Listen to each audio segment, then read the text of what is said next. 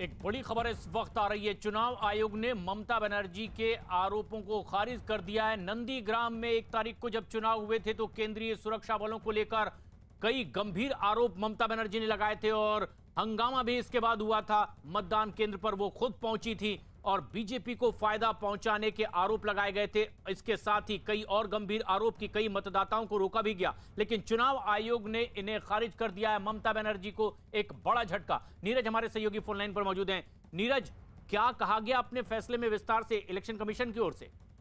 प्रशांत, एक लंबा पत्र लिखा गया है और सबसे पहली बात आपको बता दूं कि ममता बनर्जी के पूरे आरोपों को चुनाव आयोग ने खारिज किया है। इस पूरे मामले में नंदीग्राम में आपको याद होगा कि जिस तरह से दोपहर में ममता बनर्जी की तरफ से आरोप लगाए गए थे, उन तमाम आरोपों को सिलसिलेवार तरीके से तमाम रिपोर्ट्स के आधार पर चुनाव आयोग ने माना है कि ममता बनर्जी ने मीडिया नैरेटिव बनाने के लिए मतदाताओं को दिग्भ्रमित किया और इस बात पे भी दुख जताया है कि इस तरह का आरोप ऐसे कैंडिडेट की तरफ से लगाया गया जो खुद राज्य के मुख्यमंत्री हैं और जिन पे कानून व्यवस्था की जिम्मेदारी होती है। तो चुनाव आयोग ने बहुत दुख जताया है और ममता बनर्जी के तमाम आरोपों को खारिज किया है।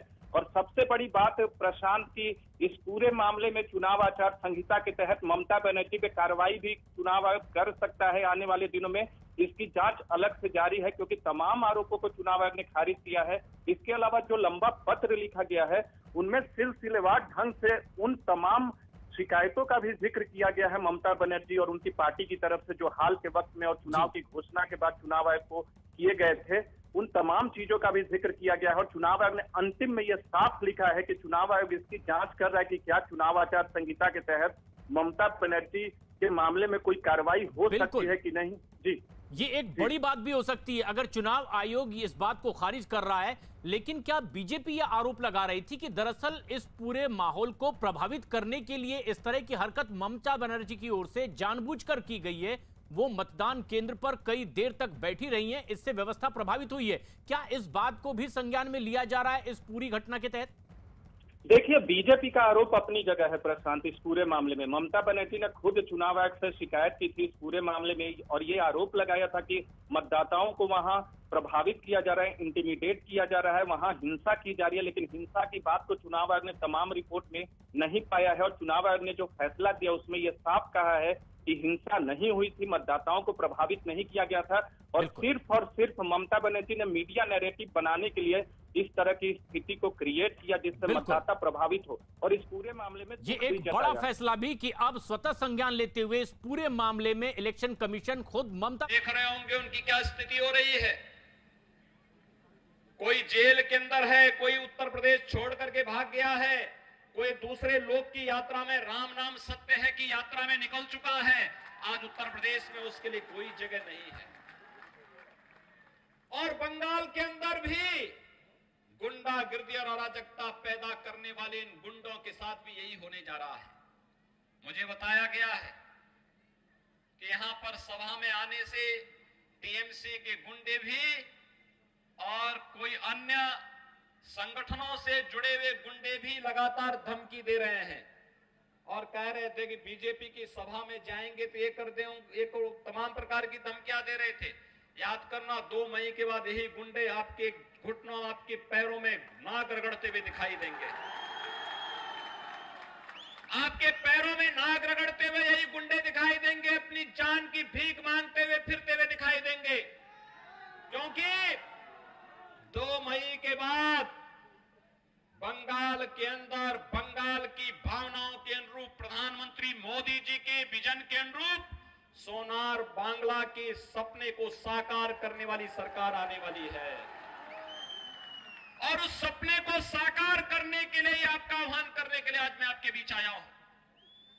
भाइयों बहनों, भाजपा की बंगाल के अंदर सरकार का मतलब डबल इंजन की सरकार। डबल इंजन की सरकार का लाभ क्या होता है? उत्तर प्रदेश में हमारी सरकार को आए मात्र 4 साल हुए और 4 साल में 40 लाख गरीबों को हमने एक प्रधानमंत्री आवास उपलब्ध कराया है। 6 करोड़ गरीबों को 5 लाख रुपए सालाना स्वास्थ्य बीमा, आयुष्मान भारत की स्वास्थ्य बीमा का लाभ उपलब्ध कराया है। 4 लाख नौजवानों को सरकारी नौकरी दी है। 1.5 करोड़ नौजवानों को प्राइवेट क्षेत्र में नौकरी उपलब्ध करवाई है। उद्योग लगेंगे तो नौजवानों के लिए नौकरी और रोजगार की सुविधा होगी। बंगाल में उद्योग नहीं लगता, 10 वर्षों में कोई उद्योग बंगाल के अंदर नहीं लगा। 10 वर्ष में पहले वाम दलों ने 30 वर्षों तक बंगाल का शोषण किया, उद्योग धंधों को बंद कराया, यहां के नौजवानों को पलायन करने के लिए मजबूर किया और 10 वर्षों से टीएमसी यहां आपके औद्योगिकीकरण का विरोध करते हुए यहां के उद्योगों को पलायन करने के लिए मजबूर करती है।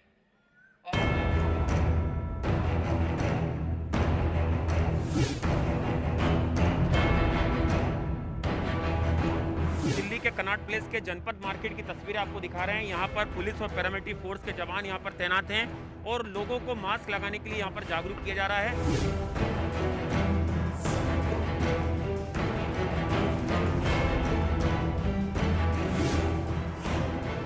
जिस तरह की तस्वीरें इस वक्त सामने आ रही हैं, चेतावनी के बावजूद आज या कल में महाराष्ट्र सरकार इस पर क्या फैसला लेती है।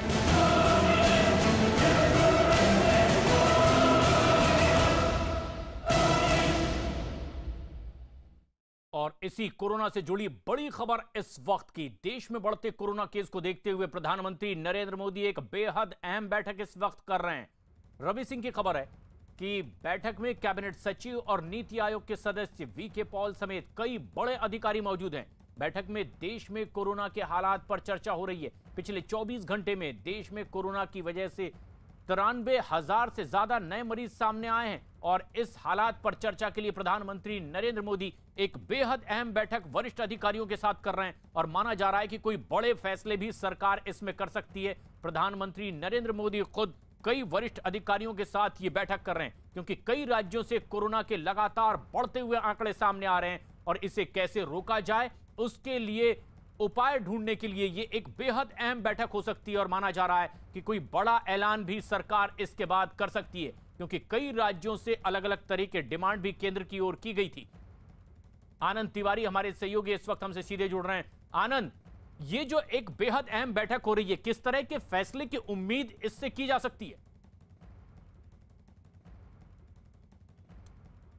प्रशांत, सरकार हर संभव कोशिश कर रही है कि कोविड महामारी से और जो एक बार फिर से जो कोविड के केस बढ़े हैं देश के अलग अलग राज्यों में, उस पर कैसे काबू पाया जाए, क्या स्ट्रेटेजी बनाया जाए, डॉक्टरों से किस तरह का डिस्कशन किया जाए और एक क्या रणनीति के तहत काम किया जाए कि लॉकडाउन जैसी स्थिति कई राज्यों में जो चर्चा चल रही है कि लॉकडाउन लग सकता है, वैसी स्थिति उत्पन्न ना हो और जो कोविड के मामले हैं उनको रोका जाए। यही वजह है कि प्रशांत, युद्ध स्तर पर जो वैक्सीनेशन का जो प्रोग्राम है वो देश भर में चलाया जा रहा है और लोगों को जागरूक किया जा रहा है कि ज्यादा से ज्यादा लोग जिनका भी नंबर आ रहा है, जिनकी बारी आ रही है, वो बिना हिचके अपनी वैक्सीन लगवाएं ताकि कोरोना का जो खतरा है वो कम से कम थोड़ा कम हो।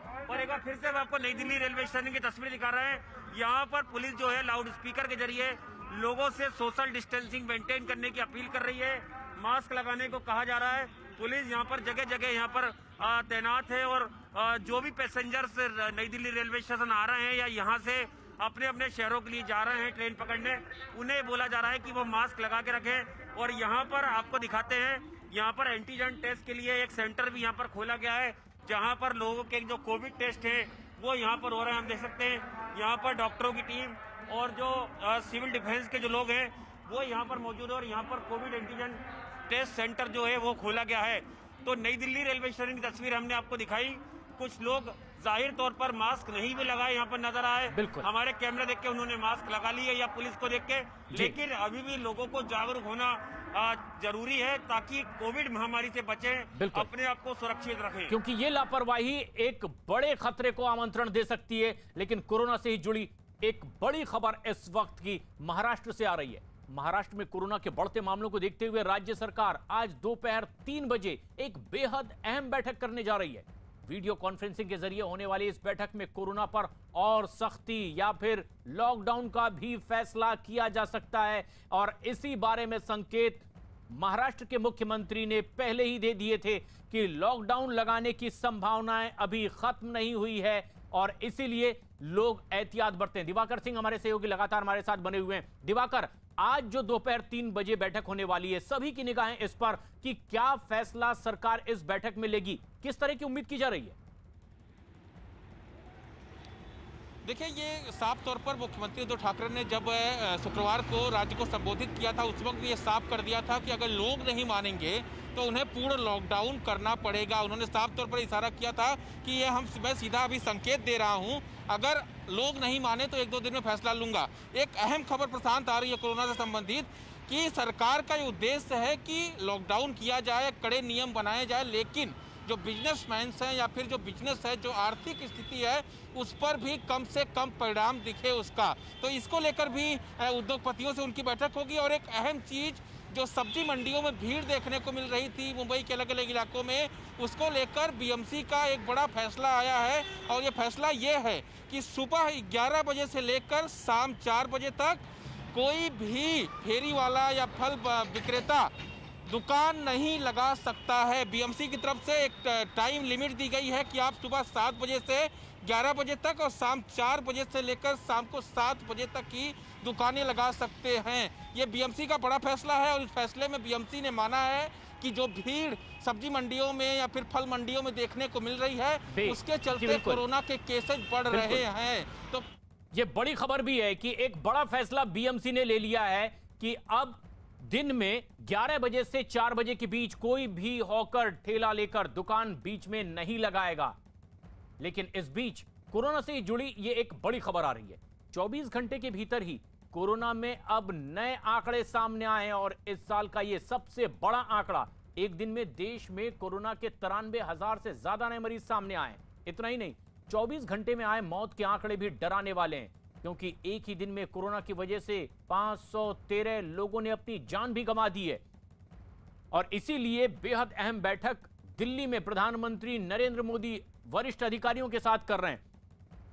आनंद तिवारी हमारे सहयोगी लगातार हमारे साथ बने हुए हैं दिल्ली रेलवे स्टेशन पर। आनंद, लोगों की लापरवाही कोरोना के मामलों को क्या बढ़ा रही है, ये बात लोग मानते हैं और इसीलिए भी अब सरकार को चिंतन करना पड़ रहा है। प्रधानमंत्री जो बैठक कर रहे हैं और कोई सख्त कदम उठाए जा सकते हैं। जी देखिए प्रशांत, बिल्कुल जिस तरह से देश के प्रधानमंत्री एक बड़ी बैठक कर रहे हैं कोविड को लेकर, जाहिर तौर पर ये चिंता केंद्र सरकार को भी है और तमाम राज्य सरकारों को भी है कि कोविड के बढ़ते मामलों से कैसे निपटा जाए। एक तरीके से जिस तरह से कोविड ना के बराबर हो गया था देश में, लेकिन एक बार फिर से उसने मार्च के महीने में तेजी पकड़ी और उसके बाद अप्रैल आ गया है। अभी कोविड के मामले लगातार बढ़ते जा रहे हैं। दिल्ली में जहां 150 केस हो गए थे, वहां पर अब 3,500 केस आ रहे हैं पर डे के। तो जाहिर तौर पर तमाम राज्य सरकारों, केंद्र सरकारों के लिए चिंता बढ़ गई है। यही वजह है कि देश के प्रधानमंत्री अपने बाकी अधिकारियों के साथ एक उच्च स्तरीय बैठक कर रहे हैं और ये रणनीति बनाई जाएगी उसमें कि किस तरह से कोविड के मामलों से निपटा जाए, लोगों को जागरूक किया जाए, ज्यादा से ज्यादा जो वैक्सीनेशन प्रोग्राम है वो चलाए जाएं और लोग बढ़ चढ़कर उसमें हिस्सा लें। लेकिन जिस तरह से मिली जुली तस्वीरें अलग अलग रेलवे स्टेशनों, बस अड्डे की हमने आपको दिखाई, कल जिस तरह से कनॉट प्लेस की तस्वीरें दिखाई, या आज हमने निजामुद्दीन रेलवे स्टेशन की तस्वीर दिखाई, मिली जुली लोगों की प्रतिक्रिया थी और कई लोग जो हैं वो अलग अलग तरीके की दलील भी देते नजर आए जब उन्हें मास्क लगाने के लिए कहा गया। लेकिन आप देख सकते हैं यहाँ पर कई पैसेंजर जो हैं वो रेलवे स्टेशन से बाहर निकल रहे हैं, वो मास्क लगाए हुए हैं और यहाँ पर पुलिस जो है वो भी लोगों से अपील कर रही है, चाहे यहाँ के कुली हो, ऑटो ड्राइवर्स हो या जो पैसेंजर्स हो, कि आप मास्क लगाएं ताकि आप 2000 के चालान से बच सके और अपनी सुरक्षा कर सके। और यहाँ पर इस तरह से कोविड एंटीजन सेंटर जो है वो यहाँ पर खोले गए कि लोग ज्यादा से ज्यादा आके अपना कोविड टेस्ट कराएं। और बार बार इस तरह की हिदायत लोगों को दी जा रही है, लेकिन ये सिर्फ दिल्ली में नहीं बल्कि मुंबई में भी देखा जा रहा है। मुंबई की दादर सब्जी मंडी में भारी भीड़ सुबह से ही, लेकिन इस तरह की भीड़ और सोशल डिस्टेंसिंग के पालनों का उल्लंघन जब न्यूज 18 इंडिया पर दिखाया गया तो इसके बाद महाराष्ट्र सरकार में मंत्री, मुंबई के पालक मंत्री असलम शेख भी दादर सब्जी मंडी पहुंच गए। उन्होंने खुद लोगों से मास्क लगाने की अपील की है, साथ ही साथ लोगों से सोशल डिस्टेंसिंग का पालन करने के लिए भी उन्होंने बार बार कहा। इससे पहले आज सुबह ही दादर सब्जी मंडी में और दिनों से ज्यादा भीड़ दिखाई दी थी। कई लोग तो बगैर मास्क के नजर आ रहे थे। कुछ लोगों को जब लगाने के लिए कहा गया तो अजीब किस्म की दलीलें भी दी गई। कई लोग ऐसे भी दिखे जो मास्क तो लगाए थे लेकिन ठीक तरीके से नहीं। और ऐसे में जब पालक मंत्री असलम शेख वहां पहुंचे तो न्यूज 18 इंडिया ने भी उनसे किया सवाल। क्या थे उनके जवाब, आप भी देखिए। न्यूज 18 इंडिया पर खबर दिखाए जाने के बाद महाराष्ट्र सरकार के मंत्री असलम शेख यहाँ पर पहुँचे हैं और ये मुंबई के पालक मंत्री भी हैं। तो यहाँ पर जो पहुँचे हैं लोगों से अपील कर रहे हैं दादर की सब्जी मंडी में कि लोग हैं वो मास्क लगाएं, सोशल डिस्टेंसिंग के नियमों का पालन करें और इसके साथ ही साथ तमाम लोगों से वो अपील भी कर रहे हैं क्योंकि लगातार जो कोरोना के केसेज हैं वो मुंबई में, महाराष्ट्र में लगातार बढ़ते जा रहे हैं और ये स्थिति कहीं ना कहीं सरकार की चिंता बढ़ा रही है। और यही वजह है कि पूरी दादर की सब्जी मंडी में वो घूम घूम कर लोगों से ये अपील कर रहे हैं कि लोग मास्क लगाएं, सोशल डिस्टेंसिंग के नियमों का पालन करें और साथ ही साथ सबसे अहम चीज़ ये कि जिस तरह से दादर की सब्जी में मंडी में जो है नियमों का उल्लंघन हो रहा है। आप देखिए जो मंत्री महोदय हैं वो यहाँ पर अलग अलग दुकानों पर जा रहे हैं और वहाँ पर जो है लोगों से अपील कर रहे हैं कि जो लोग हैं वो कोरोना के नियमों का पालन करें, मास्क लगाएं और सबसे अहम चीज़ की जो सोशल डिस्टेंसिंग है उसका ध्यान रखें क्योंकि मुंबई में केसेज जो है वो लगातार बढ़ते जा रहे हैं। और यही वजह है कि जो लोग हैं वो आप यहाँ पर लोगों से बातचीत भी कर रहे हैं। मैं मंत्री महोदय से बात करना चाहूँगा। सर, लगातार जो दादर की सब्जी मंडी है वहाँ पर सुबह देखने को मिलता है काफ़ी भीड़ होती है और कोविड नियमों का पालन नहीं होता है।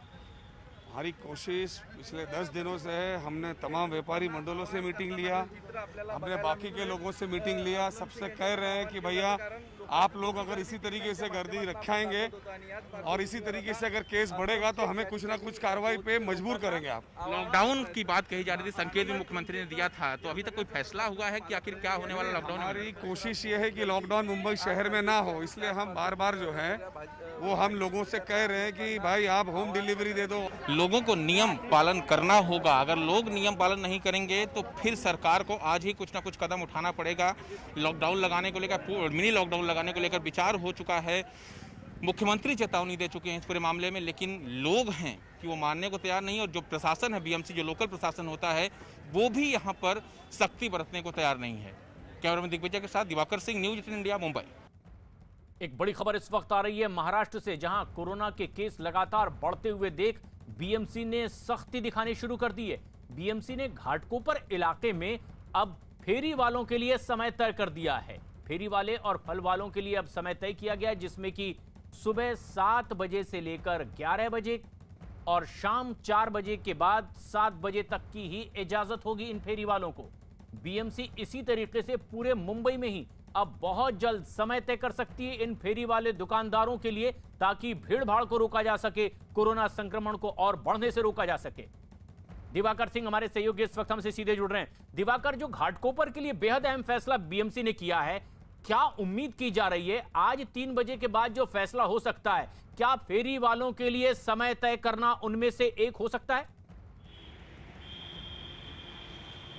देखिए, बीएमसी का फैसला है और बीएमसी का फैसला सिर्फ अभी तक कागजों पर आया। कल ये फैसला निकाला गया है, लेकिन जहां पर जिन मार्केट्स में सबसे ज़्यादा जो भीड़ हो रही है उसके लिए अभी तक फिलहाल कुछ नहीं किया जाए। लेकिन बीएमसी का कहना है कि जल्द ही वो दादर की सब्जी मंडी, जहां से डेली डरावने वाली तस्वीरें सामने आती हैं, वहां के लिए भी जो है जल्द ही फैसला लिया जाएगा। लेकिन सवाल यही है कि फैसला तो ले लिया जाता है, सख्ती जमीनी तौर पर जो बढ़ती जानी चाहिए वो बिल्कुल भी बढ़ती नहीं जाती है। और यही वजह है कि जो इस तरह की तस्वीरें डेली सामने आती हैं। लेकिन सरकार क्या फैसला करती है, सरकार का फैसला अहम होगा इस पूरे मामले में। प्रशांत, 3 बजे जब बैठक शुरू होगी, सरकार के तमाम मंत्री जो है जब बैठक में जुड़ेंगे, तमाम जो बिजनेसमैन हैं, अन्य विभागों के लोग हैं, वो जब बैठक में शामिल होंगे तभी ये कुछ रास्ता निकल पाएगा कि क्या मिनी लॉकडाउन किया जाए। क्योंकि सरकार भी चाहती है कि सभी से सलाह मशविरे के बाद कोई बड़ा फैसला लिया जाए, और सिर्फ मुंबई के लिए ही नहीं बल्कि पूरे प्रदेश के लिए, यानी महाराष्ट्र के लिए, और वो फैसला 3 बजे की बैठक में हो सकता है। लेकिन असर कोरोना का गुजरात में भी तेजी से फैलता हुआ दिखाई दे रहा है। पिछले 24 घंटे के भीतर गुजरात में 2000 से ज्यादा कोरोना के नए केस सामने आए। ऐसे में अहमदाबाद में वैक्सीनेशन अभियान अब और तेज कर दिया गया है। अहमदाबाद नगर निगम की ओर से लोगों को अब घर पर ही वैक्सीन लगाने की व्यवस्था शुरू कर दी गई है। नगर निगम कई सोसाइटी में जा रही है और लोगों को कोरोना वैक्सीन लगाई जा रही है। उधर कोरोना वैक्सीन को लेकर लोगों में भी काफी उत्साह दिखाई दे रहा है। कॉर्पोरेटर श्री भरत भाई पटेल और अहमदाबाद म्यूनिसिपल कॉरपोरेशन की टीम ने जब हमको ये मैसेज दिया कि गवर्नमेंट ने अब डोर टू डोर जाके एक वैक्सीनेशन का अभियान स्टार्ट किया है। तो हम लोगों ने ऑनलाइन एक रजिस्ट्रेशन किया है और पहले चरण के अंदर आज हमने 350 सीनियर सिटीजन का वैक्सीनेशन का प्रोग्राम किया है और स्वस्थ समाज के लिए हम लोग ये पहल कर रहे हैं। वैक्सीन लेने के बाद भी, वैक्सीन के एक नहीं लेकिन दोनों डोज लेने के बाद भी आपको नियमों का पालन करना जरूरी है, आपको सोशल डिस्टेंस का फॉलो करना जरूरी है। और एक बड़ी खबर आ रही है छत्तीसगढ़ में सुकमा के पास जहां नक्सलियों से मुठभेड़ हुई है उसमें 22 जवान शहीद हो गए हैं, जबकि 30 से ज्यादा जवान इसमें घायल भी हुए हैं। अभी भी 15 जवान लापता बताए जा रहे हैं। इस मामले में खुद गृह मंत्री अमित शाह ने भी छत्तीसगढ़ के सीएम भूपेश बघेल से बातचीत की और केंद्र के हर संभव मदद का भरोसा भी दिया है। लेकिन साथ ही साथ डीजी सीआरपीएफ को निर्देश दिया गया है केंद्र की ओर से कि मुठभेड़ वाली जगह पर जाएं, जरूरी कार्रवाई करें। लेकिन लापता जवानों की खोज के लिए एक नई टीम बना दी गई है। बड़े पैमाने पर यह सर्च ऑपरेशन चल रहा है। जगदलपुर में शहीदों के पार्थिव शरीर को लाया गया, उन्हें सलामी दी गई है और उनके घर की तरफ भेजा गया है। अमित पांडे हमारे सहयोगी इस वक्त फोन लाइन पर मौजूद हैं। अमित, ये जो बातचीत केंद्र की ओर से की गई है, 22 जवान अब शहीद हो गए हैं, कई जवान अब भी लापता हैं, क्या और आधिकारिक तौर पर ताजा जानकारी मिल पाई है? देखिए, अभी कुछ और जवानों के लापता होने की खबर है। इसमें छत्तीसगढ़ के डिस्ट्रिक्ट रिजर्व गार्ड पुलिस के जवान हैं और सीआरपीएफ के जवान शामिल हैं। तो कुल मिलाकर मृतकों की तादाद है और ज्यादा बढ़ने की इसमें संभावना है। और जो 2 तरीके का ऑपरेशन चल रहा है, एक तो नक्सलियों के खिलाफ उस जगह पर ऑपरेशन चल रहा है और दूसरा जो लापता जवानों का पता लगाने के लिए ऑपरेशन चल रहा है। तो संयुक्त रूप से एडिशनल टीम भेजी गई हैं और थोड़ी देर में डीजी सीआरपीएफ मौके पर पहुंचेंगे। उनके नेतृत्व में यह पूरी की पूरी कार्रवाई होगी। ये तो बात हुई कि जो एक्शन ले रही हैं सुरक्षा एजेंसियां और खुफिया एजेंसियां, और जहां तक किसने इस हमले को अंजाम दिया, कैसे अंजाम दिया, बड़ी खबर ये आ रही है कि हिडमा जो कि दुर्दांत नक्सली नेता है, उसकी यूनिट ने पीपल्स लिबरेशन ग्रुप आर्मी की बटालियन 1 ने इस साल के सबसे बड़े हमले को अंजाम दिया है। और ये उसका गढ़ था जहां पर सुरक्षा एजेंसियां और खुफिया एजेंसियां अपनी यह कार्रवाई कर रही थी। हिडमा जो कई सालों से इस तरह की हिंसक वारदातों को अंजाम देता रहा है, उसकी भी तलाश जारी है। लेकिन उधर सियासी घमासान भी मचा हुआ है। विधानसभा चुनाव को लेकर तमाम स्टार प्रचारक प्रचार कर रहे हैं और अपने अपने दावे। और इसी बीच वित्त राज्य मंत्री अनुराग ठाकुर ने असम और बंगाल में बीजेपी की जीत का दावा किया है। अनुराग ठाकुर ने आरोप लगाया है कि असम में कांग्रेस और यूडीएफ के गठबंधन की सरकार के दौरान वहां सिर्फ भ्रष्टाचार और घुसपैठ और हिंसा हुई है। असम में पार्टी के प्रचार के लिए पहुंचे हैं केंद्रीय वित्त राज्य मंत्री अनुराग ठाकुर। अनुराग जी, प्रचार खत्म हो रहा है, अब दिल्ली भागने का समय भी हो रहा है, लेकिन भागते भागते क्या संदेश लेके जा रहे हैं आप? यही कहूंगा, असम में एक बार फिर कमल खिलने की तैयारी, एनडीए की सरकार बनने की तैयारी है। क्योंकि लोग एक और देख रहे हैं, कांग्रेस और एआईयूडीएफ का जो गठबंधन है वो एक और ऐसे भ्रष्ट और करप्ट और कम्युनिज्म की मैं बात करूं तो उसका है। मैं ये कहूं कि घुसपैठियों की पीठ पर बैठकर सत्ता में आने की तैयारी जो कांग्रेस कर रही थी वो नहीं हो पाएगी, क्योंकि लोगों ने मन बनाया है कि भाजपा जो घुसपैठ को रोकने का काम करती है, आतंकवाद को रोकने का काम करती है, उसने अब भी कहा है हम बाढ़ मुक्त बिहार, आतंकवाद मुक्त, बाढ़ मुक्त असम, आतंकवाद मुक्त असम, घुसपैठ मुक्त असम और भ्रष्टाचार मुक्त असम ये देंगे। और यही हमने वायदा किया है, लोगों ने विश्वास किया है। पहले 2 चरणों में अगर मैं कहूं, हमें अगर सिंपल मेजॉरिटी के चांसेस पक्के हो गए तो तीसरा चरण पूरे होने के बाद थंपिंग मेजॉरिटी की ओर ये चरण हमें ले जाएगा और भारी बहुमत के साथ हम अपनी सरकार असम में बनाएंगे। नेतृत्व को लेकर तो सवाल नहीं उठेगा, काफी सवाल उठ रहा है कि कोई मुख्यमंत्री आपका है लेकिन फिर भी किसी लीडर को प्रोजेक्ट नहीं किया जा रहा है। देखिए, 2 बातें हैं। नेतृत्व की बात वहीं पर आती है जहां पर सत्ता में आने की बात होती है। तो जनता ने, मीडिया ने, विपक्ष ने भी मान लिया है कि हम लोग सत्ता में आने वाले, भारतीय जनता पार्टी गठबंधन दल सत्ता में आने वाला है। दूसरा इसका कारण यह है कि कांग्रेस जब ईवीएम पर प्रश्न चिन्ह खड़ा करती है, ईसी पर प्रश्न चिन्ह खड़ा करती है, आप आज तक के सारे चुनाव निकाल कर देख लो, जब जब कांग्रेस ने ईवीएम और ईसी पर प्रश्न चिन्ह खड़े किए, वो स्पष्ट है कि कांग्रेस ने अपनी हार पहले ही मान ली है।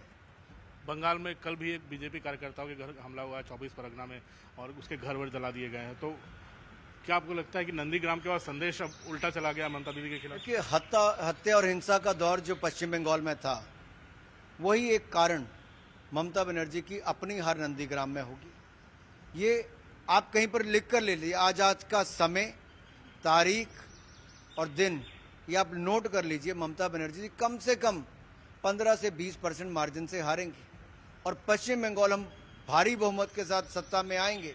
और ये जो बार बार हमले भाजपा पर करवाना, ये टीएमसी की पोल खोल रहा है कि इनका लोकतंत्र में विश्वास नहीं, लूट तंत्र में विश्वास है, हत्या के तंत्र में और हिंसा के तंत्र में विश्वास है। और ये जो इनके भ्रष्टाचार की एक के बाद दूसरी पोल खुल रही है, स्पष्ट तौर पर दिखाता है कि तृणमूल से लोग हाथ खड़े कर चुके हैं। जो भारी मतदान दिखाता है वो दिखाता है कि तृणमूल को बाय बाय और भारतीय जनता पार्टी को स्वागत करने के लिए अब पश्चिम बंगाल तैयार है। बहुत बहुत धन्यवाद बात करने के लिए। कैमरामैन राकेश नेगी के साथ अमिताभ।